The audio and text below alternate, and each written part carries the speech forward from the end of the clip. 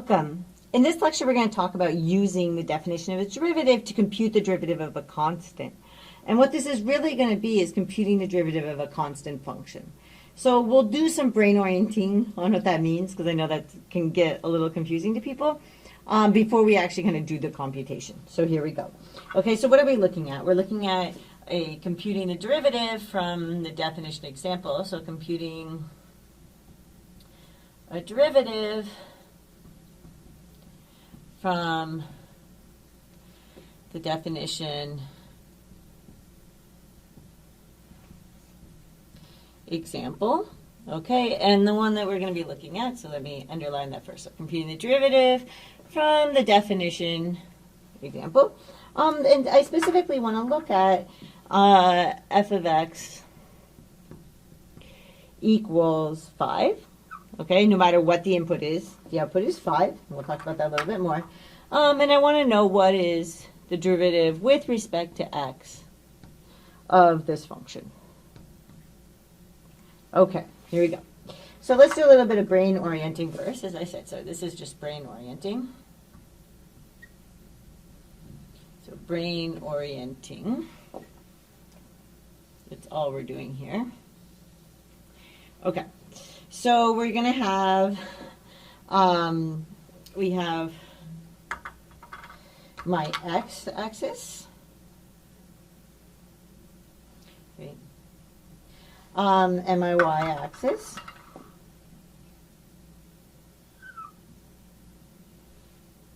And then what we have is, no matter what my input is, my output falls at 5. Okay, right?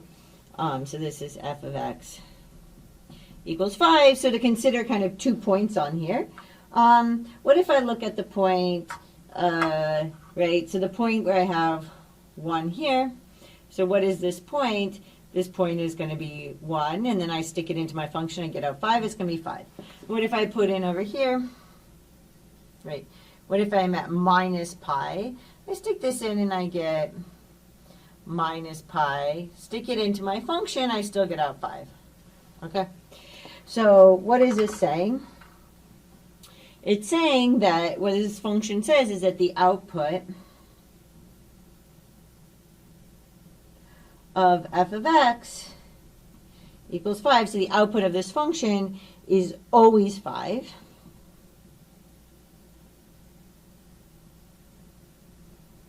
Okay?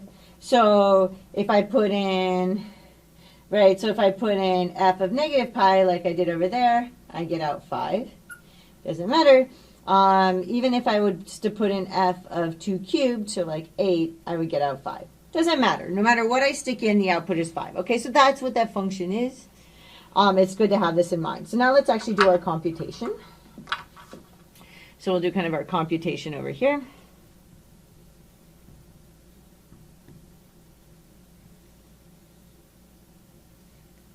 Okay, so what's happening in our computation? So if we take our function, and now I'm going to use different notation for the same thing. I'm going to try to mix it up a little. We're still looking at df dx. So I'm looking at f prime of x. We know that this is equal to the limit as h goes to 0.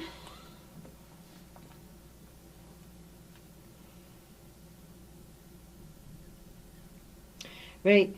And then I have, I'm going to make that red actually. I know that's red, I just don't have enough colors. So, good. Okay, so that this is going to equal this limit of, and then on top I have f, there's going to be 2 things up here, and then I'm going to divide by this h, and I'm going to have an h here, and then, right, so I have, in here I have x plus h, and then I have x, but no matter what my input is, my output is 5, right? So it doesn't matter what this x is. Whatever the input is, the output is 5, so this goes to 5. Same thing over here. This goes to 5. Okay? So what does that mean? Like in the next step, and remember very carefully, I'm going to reiterate this a lot, it's good to write out the limit. Right, you still haven't taken the limit yet, so you still need to have that. And so it's important to write it each time. Otherwise, you're going to get yourself a little bit confused. I've seen this, many students. Okay.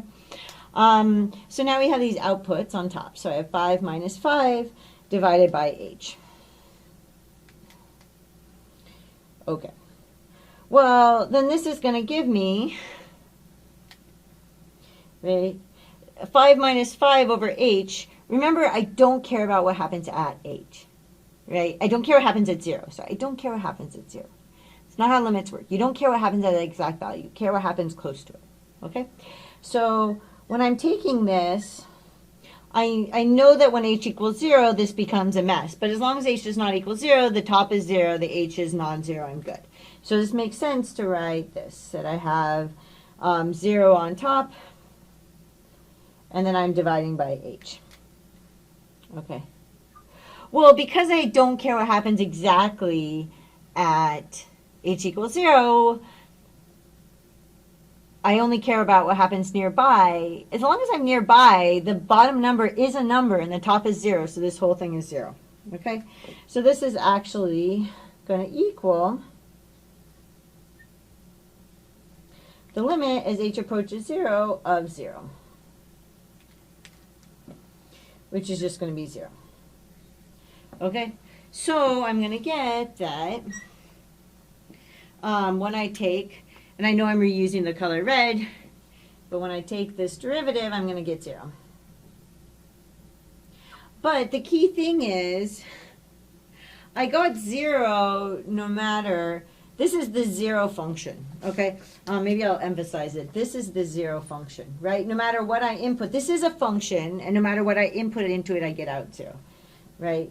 Because it didn't depend on what my x was. This is the 0 function.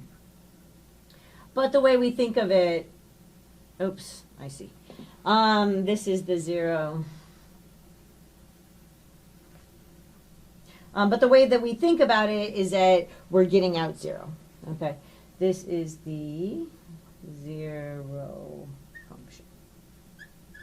Okay, this is the, right, so I take the derivative of a constant, I get 0, constant 0.